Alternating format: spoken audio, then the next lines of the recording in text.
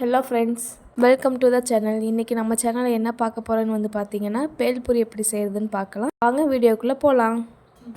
Hi friends, இன்றைக்கி நம்ம வந்து பார்த்தீங்கன்னா ஈவினிங் ஸ்நாக்ஸ் வந்து ரோட் சைட் மசால் கடலை செய்ய போகிறோம். மசால் கடலையா? ஆமாம், அதை வச்சு பேல்பூரியும் பண்ணிக்கலாம். நம்ம வந்து ஒரு டிஷ்ஷை வச்சு 2 இது பண்ண போகிறோம். வாங்க அது எப்படின்னு பார்ப்போம். வீடியோக்குள்ளே போகலாம் வாங்க.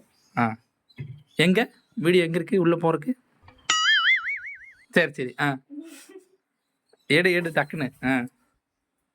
ஃபர்ஸ்ட் என்ன பண்ணணும் சொல்லவே இல்லை. என்னென்ன ஊற வச்சிருக்கீங்க அதெல்லாம் சொல்லுங்க. சொல்லு. பரவாயில்ல, அப்படியே சொல்லு.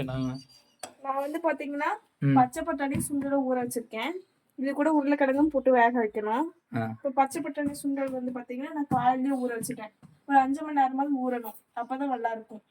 இதோட வந்து பாத்தீங்கன்னா 2 மீடியம் சைஸ் உருளைக்கிழங்கு ஆட் பண்ணிக்கலாம். ஆட் பண்ணிட்டு இதுக்கு தேவையான அளவு தண்ணி ஊற்றிக்கலாம்.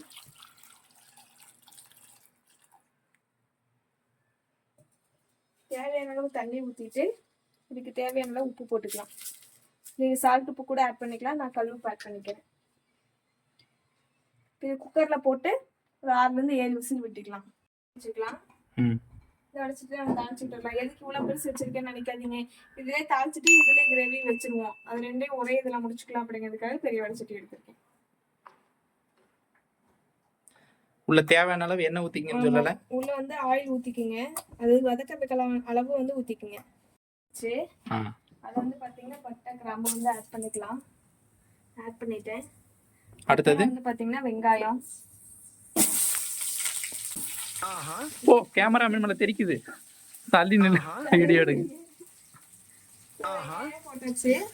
அதோட வந்து பார்த்தீங்கன்னா இஞ்சி பூண்டு பச்சை மிளகாய் ஆட் பண்ணிக்கலாம். அதையும் ஆட் பண்ணிட்டேன். அது வதங்கினதுக்கு அப்புறம் தக்காளி போட்டுக்கலாம். இது உங்களுக்கு சீக்கிரம் வதங்கணும் அப்படின்னா கொஞ்சம் உப்பு சேர்த்துக்கீங்க. நான் சேர்த்துக்க போறேன். உப்பு வந்து நான் சேர்த்துக்கிறேன்.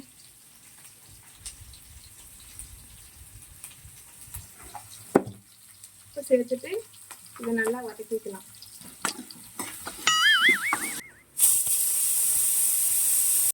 வதங்கிடுச்சு. அடுத்து வந்து பார்த்தீங்கன்னா நம்ம தக்காளி ஆட் பண்ணிக்கலாம். திருப்பி அந்த தக்காளி வந்து வதக்கிக்கலாம். இப்போ வந்து பார்த்தீங்கன்னா தக்காளி வெங்காயம் எல்லாம் வதங்கிடுச்சு. இதை வந்து நம்ம ஆஃப் பண்ணிட்டு ஆற வச்சு மிக்சியில் போட்டு அரைச்சி எடுத்துட்டா இதுக்கான மசாலா வந்துட்டு சரியாயிடும். கரைச்சிடும் நம்மளுக்கு. வந்து பார்த்தீங்கன்னா இது விசில் அடங்கிடுச்சு. வாங்க இதை ஓப்பன் பண்ணிடலாம். வந்து பார்த்தீங்கன்னா ஓப்பன் பண்ணியாச்சு. இதை வந்து நம்ம முன்னாடி மசிச்சுக்கணும்.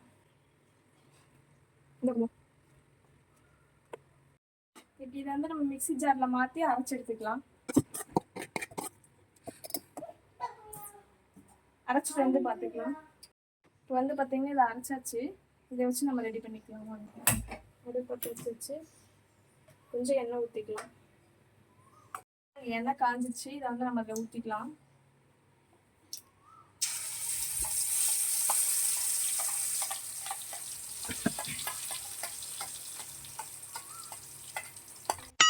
போட்டுக்கலாம். மஞ்சள். அடுத்து பார்த்தீங்கன்னா மிளகாத்தூள் ஆட் பண்ணிக்கிறேன்.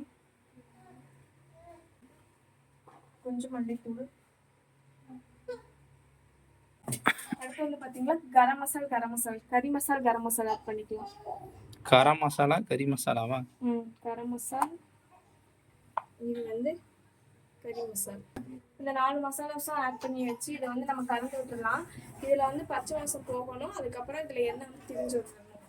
வந்ததுக்கப்புறம் நம்ம வேக வச்சு வச்சிருக்க பட்டாணி சுண்டல் வந்து ஆட் பண்ணிக்கலாம். இந்த மாதிரி வந்து ஆகி எண்ணெய் வந்து பிரிஞ்சு வரணும். எண்ணெய் பிரிஞ்சு வந்ததுக்கப்புறம் நம்ம வந்து வச்சிருக்க பட்டாணி சுண்டல் வந்து ஆட் பண்ணிக்கலாம். இது வந்து நம்ம சுண்டல்லாம் ஆட் பண்ணிக்கலாம். அந்த அடுப்பில் என்னமா இருக்குது? அந்த அடுப்பில் வரக்கட்டி ரெடி ஆகிட்டு இருக்கு.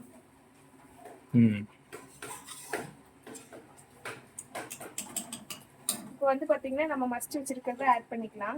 1-2 தான் மசிக்கணும். அப்போ தான் சாப்பிட்றப்ப சுண்டல் பட்டாணிலாம் கொஞ்சம் வாய்க்கு தட்டுப்படும் போது நல்லா இருக்கும். இது உங்களுக்கு வேணுன்ற அளவுக்கு தண்ணி வந்து ஆட் பண்ணிக்கோங்க. ஏன்னா ரொம்ப கெட்டியாக இருக்கு.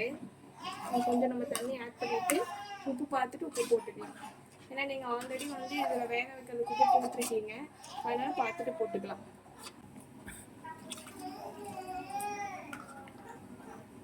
நான் வந்து பார்த்தீங்கன்னா எனக்கு இந்த அளவுக்கு தண்ணி வேணும், இந்த அளவுக்கு நான் ஆட் பண்ணியிருக்கேன். இது ஆறும்போது வந்து பார்த்தீங்கன்னா கட்டியாகும். ஏன்னா உருளைக்கிழங்கு போட்டிருக்கோம் பார்த்தீங்கன்னா, அதனால் வந்து கட்டியாகும். அப்போ கரெக்டாக இருக்கும் நம்மளுக்கு. முக்கியமாக நீங்கள் இந்த மாதிரி செய்யும்போது செவுரெல்லாம் கொஞ்சம் டேமேஜ் ஆகும். அதெல்லாம் கொஞ்சம் அதெல்லாம் அப்புறமா தொடச்சிக்குங்க மறக்காமல். ரெடி ஆயிடுச்சு. கொதிச்சு வந்து பார்த்தீங்கன்னா எண்ணெய்லாம் சைடில் பிரிஞ்சு வந்திருக்கு. இப்போ ரெடி ஆயிடுச்சு. அடுத்து நம்ம பேல்பூரி வந்து ரெடி பண்ணிடலாம். கூடவே வந்து பார்த்தீங்கன்னா இங்கே பிளாக் காஃபி போட்டு வச்சுருக்கோம் ஈவினிங் ஸ்நாக்ஸ்க்கு. குட்டி பையன் வந்திருக்கான். குட்டி பையன் அதுக்குள்ள தூங்கி எழுந்திரிச்சாரு. அதனால குட்டி பையன் வந்து வீடியோக்கு வந்துட்டாங்க. குட்டி பையன் வந்து வேடிக்கை பார்த்துட்டு இருக்காரு, என்னமோ கலர் கலராக இருக்கேன்னு சொல்லிட்டு. உனக்கு வேணுமா? இப்போ பார்த்தீங்கன்னா எண்ணெய் சரி வடச்சட்டி வச்சாச்சு. இப்போ எண்ணெய் ஊற்றிக்கலாம். எண்ணெய் காஞ்சோட நம்ம வந்து பார்த்தீங்கன்னா பூரி பொரிச்சுக்கலாம்.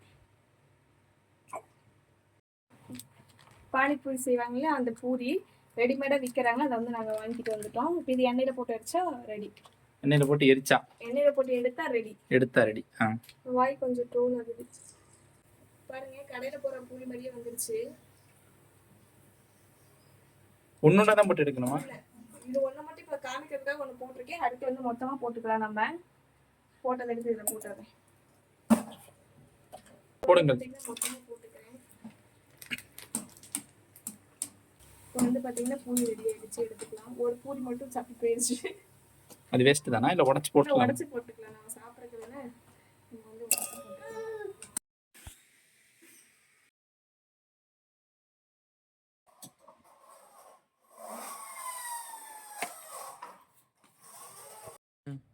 இது வந்து பார்த்தீங்கன்னா பூரி வாங்க. இப்போ நம்ம பேல்பூரி செஞ்சிடலாம். பூரி காதல் ஒன்று வைக்க போகிறோம் பாரு. ஒருத்தன் ஆல்ரெடி போனி பண்ணிட்டான். ஆமாம். அடுத்து வந்து பார்த்தீங்கன்னா மசாலு. சாப்பிடு சாப்பிடு. வந்து பார்த்தீங்கன்னா நம்ம மசாலா ஊற்றி வச்சு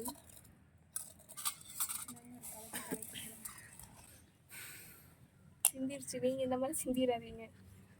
கொஞ்சம் வேணா ஊற்றி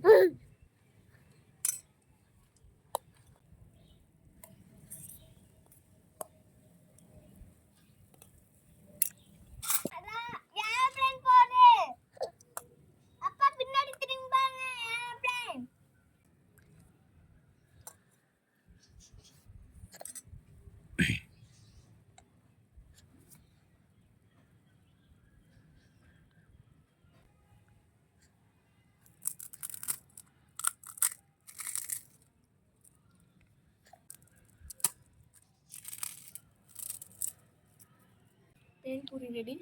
வாங்க சாப்பிடலாம்.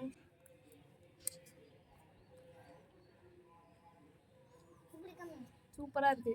நீங்களும் ட்ரை பண்ணி பாருங்கள்.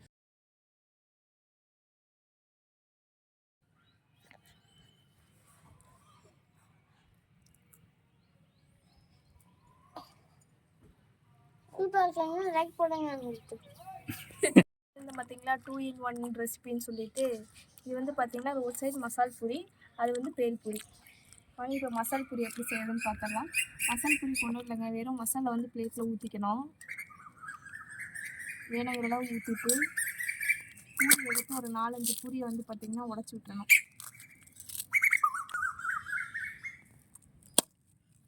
அதுக்கு மேலேயும் கொஞ்சம் மசாலா ஊற்றிக்கிட்டு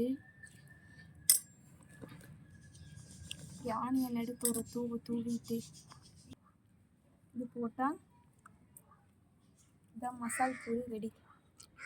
மசால் பூரி ரெடி.